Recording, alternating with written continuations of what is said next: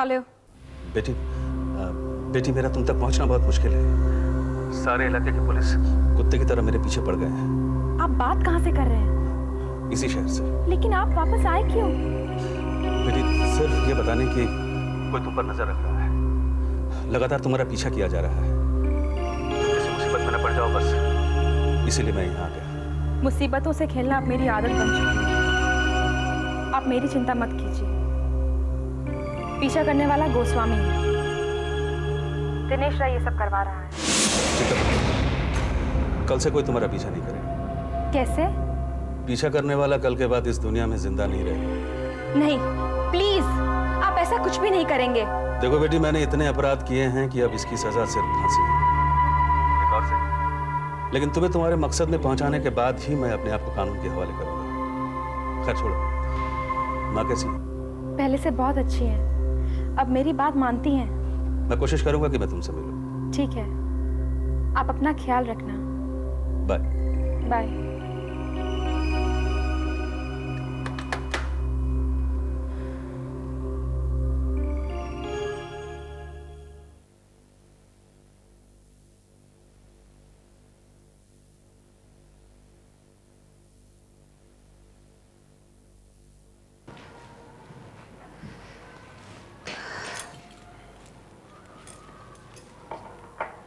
काफी रात हो गई है, सो जाइए अब। हाँ, बस ये थोड़ा सा काम है, ये करके सोता हूँ।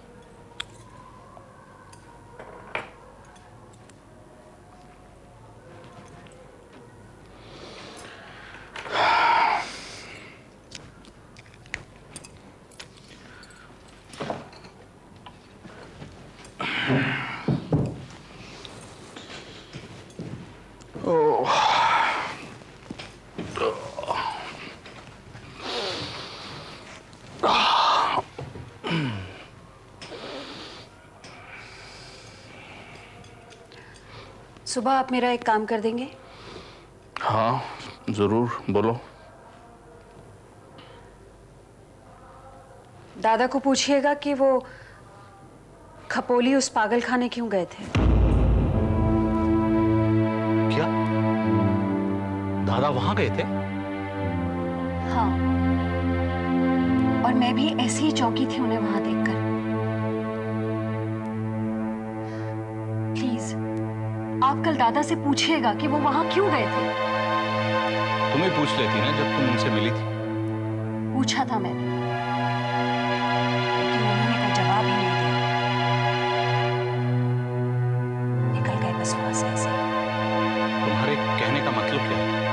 मैं बस इतना जानना चाहती हूँ कि दादा वहां क्यों गए थे। अरे रुमा को देखने गए होंगे वो। तो हमें भी तो बता सकते थे ना।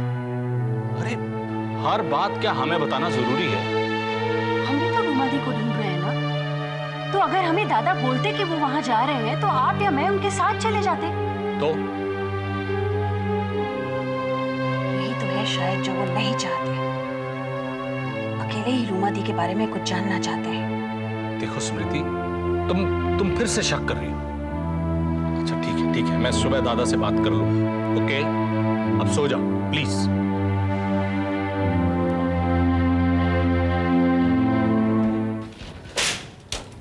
अच्छा किया आपने जो फौरन चेकअप के लिए अपनी माँ को यहाँ ले आए। एक्चुअली मैं बहुत डर गई थी सर। उनके यूं अकेले घर से निकल जाने पर। कोई बात नहीं, ऐसा होता है।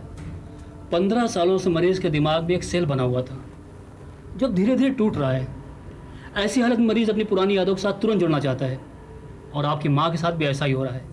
अब मुझे पूरा यकीन है कि बहुत जल्द ही आपकी माँ पूरी तरह से ठीक हो जाएंगी। Thank you doctor, thank you so much. एक बात तो मैं आपको बताना ही भूल गया। रूमा जी को यहाँ से ले जाने के बाद उनकी खोज खबर लेने के लिए और भी लोग यहाँ आए थे। और भी लोग?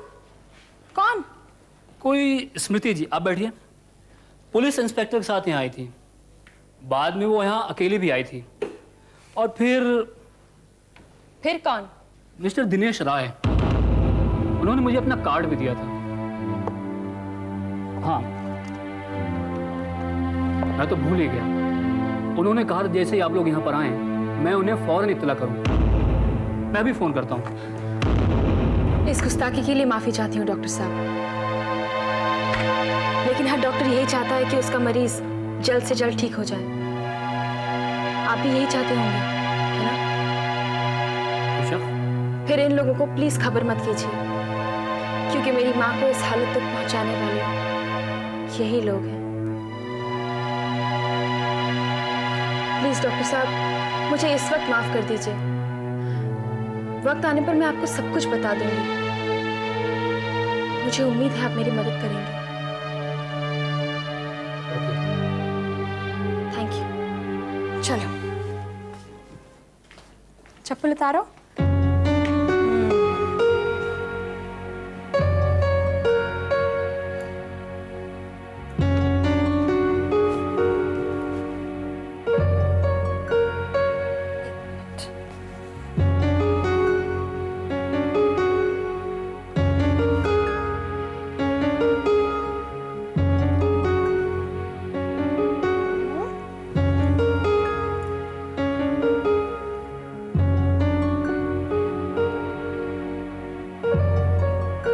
सोगी ना?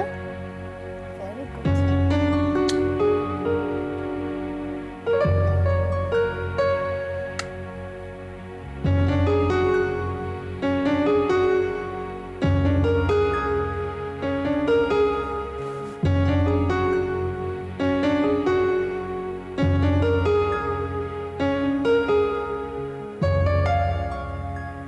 क्या देख रही है? आप बहुत देर से कुछ सोच रहे हैं, और आप क्या सोच रहे हैं मैं ये जानने की कोशिश कर रही हूँ। मैं ये सोच रहा हूँ कि जो कुछ भी हो रहा है, क्या वो वाकई सच है या सपना है? सपने सच हो जाते हैं तो भी यकीन नहीं होता है ना। हाँ, सही कहा है तुमने। तुमसे शादी होगी ये मेरा सपना ही था। शादी हो गई, सपना पूरा हो गया अचानक। ये सिर्फ आपका ही नहीं, मेरा भी सपना था। सच कह रही हो? क्यों झूठ क्यों बोलोगी? हंसे क्यों? तुम्हारी यही बातें, यही सवाल। तुम हंसे क्यों? तुमने उधर देखा क्यों?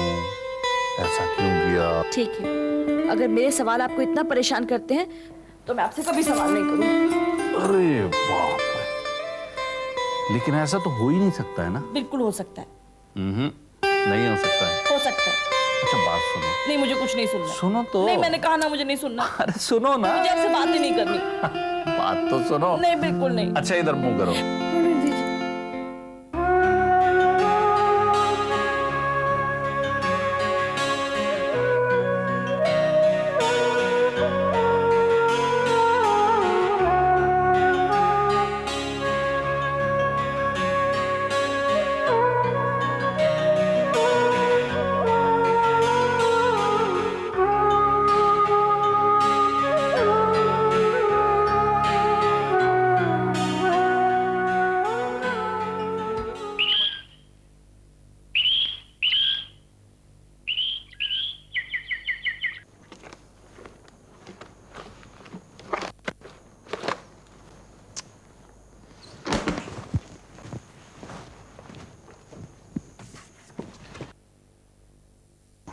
अंकुश बेटा।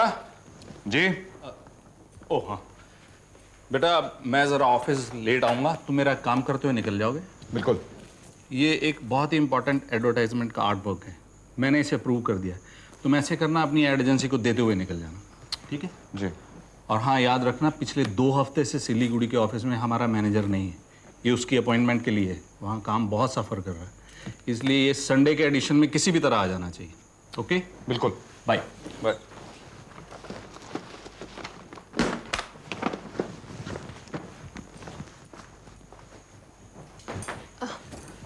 अंकुश। तुमने मेरा टिफिन वगैरह रख दिया गाड़ी में? हाँ, एक मिनट। आप सिलीगुड़ी ऑफिस जाकर काम नहीं संभाल सकते? क्या? मैं क्यों जाने लगा सिलीगुड़ी? हम दोनों ही चल सकते हैं, घर का ही तो बिजनेस है, यहाँ रहकर करे या कहीं और, क्या फर्क पड़ता है? कैसी पागलों जैसी बातें कर रही हो तुम? हाँ? चलो मैं तो वहां काम करूंगा, तुम क्या करोगी? तुमने तो अभी अभी ज्वाइन किया यहाँ पे। मैं कोई दूसरा काम ढूंढ लूंगी, नहीं मिला तो भी कोई बात नहीं। मैं बस इतना चाहती हूँ कि हम दोनों यहाँ से शिफ्ट हो जाएं। शिफ्ट हो जाए? तुम शिफ्ट होना चाहती? क्यों? यहाँ घर वालों के साथ रहने में कोई एतराज है तुम्हें? मुझे किसी से कोई एतराज नहीं है अंकुश। एतराज है तो बस आपसे। मेरा मतलब है, आपको नहीं लगता कि हम दोनों को उतनी प्राइवेसी नहीं मिल पा रही जितनी एक हस्बैंड वाइफ को मिलनी चाहिए? फ्रैंकली स्पीकिंग मुझे बिल्कुल नहीं लगता ऐसा। हमें इस घर में कोई रोक टोक नहीं है। नंदा, मेरी तो समझ में नहीं आ रहा है कि घर छोड़ने की बात तुम्हारे दिमाग में कहां से है। मैं यहीं रहूंगा, मैं यहीं रहना चाहता हूं।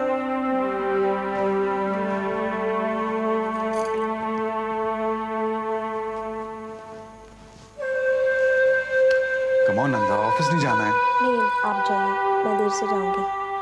आपका खाना मैंने गाड़ी में रखवा दिया।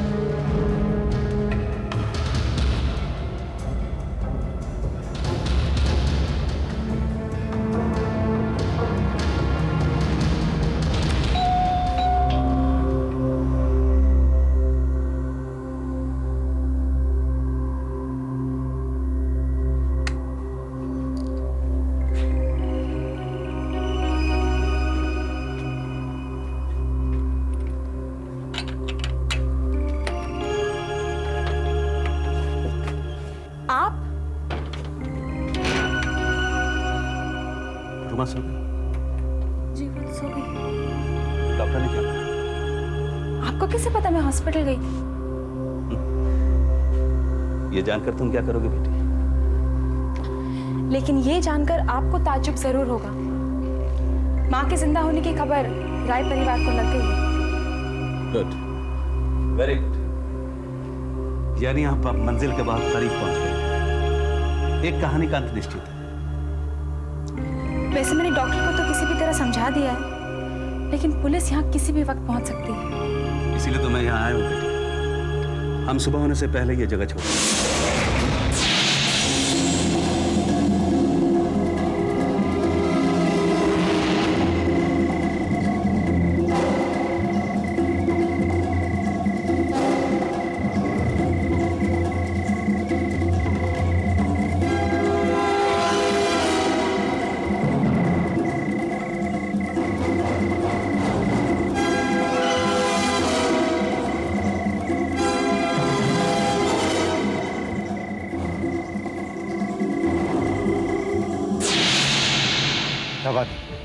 जालिम, मैं पिछले कई दिनों से देख रहा हूं आप उस लड़की का पीछा कर रहे हैं। क्यों, शादी वादी कर ली?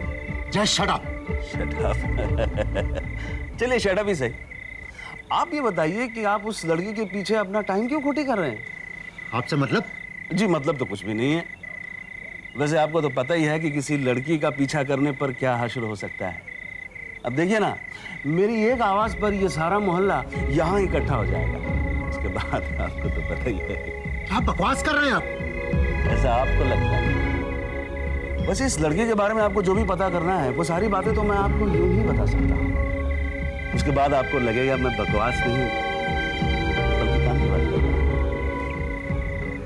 क्या जानते हो उस लड़की के बारे में? ये हुई ना काम की बात। देखिए, उस लड़की का नाम शिल्पी। वो दिनेश राय के यहाँ काम करती है। 31B घोषपाड़ा में अपनी माँ के साथ रहती है। हाँ, दरअसल उसकी माँ रूमा देवी राय खानदान की बड़ी बहू है। श्रुति वहां काम नहीं करती, दिनेश राय के यहाँ नौकरी नहीं करती है, बल्कि उसे बर्बाद करने के लिए वहां है। अब देखिए ना, मित्तल एंड मित्तल कंपनी को टेंडर लीक उसी ने की थी, इनकम टैक्स का छापा भी उसी ने पड़वाया था, और दामोदर की हत्या के सिलसिले में दिनेश राय को फंसाने की कोशिश भी उसी ने की थी। अच्छा, वो अमेरिका में जो श्रुति रहती है ना, उस श्रुति के साथ इस श्रुति का कोई लेना नहीं। है कौन? दिमाग, खोपड़ी। अब देखिए ना, मेरा नाम सुनते ही दिनेश राय की पतलून खराब हो जाती है। मैं क्या करूं? लेकिन ये सारी इंफॉर्मेशन आप मुझे क्यों दे रहे हैं? वो इसलिए कि आप कल से श्रुति का पीछा नहीं करें। Anyway, thank you very much. अरे भाई साहब, सुनिए, आप जा कहाँ रहे हैं? अरे आपको मैंने इतनी सारी जानकारियां दी, आप मुझे इनाम नहीं देंगे? वेरी सॉरी सर, बताइए आपको क्या चाहिए? आपकी जान।